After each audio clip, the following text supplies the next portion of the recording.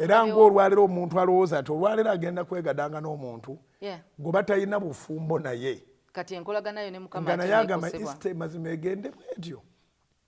Abamu bali mu kutulaba nga bali ku program the way naye ng'awo si waafumba era si mufumbo waawo yazzeewo lwaleero olunaku lukulu bayinza n'okuwanga ne wabwe bamusuubira walala naye nga bali ku Sooti TV either beegadanzeeko dda oba bagenda kwegadanga.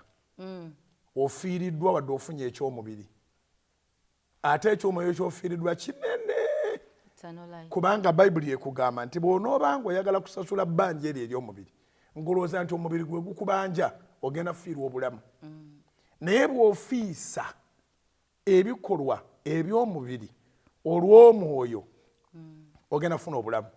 Abeera Baluumi 8 olw'E12, 13 ne 14 abakulembera omwoyo be baana ba Katonda.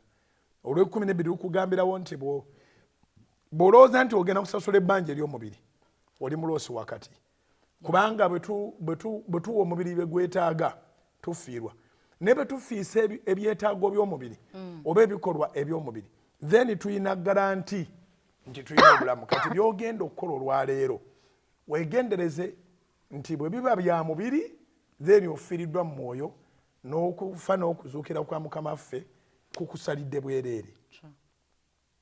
Ate wabeerawo pain ogumiikiriza bugumiikiriza n'ogamba kirize Katonda anantaasa. Tutegeregana.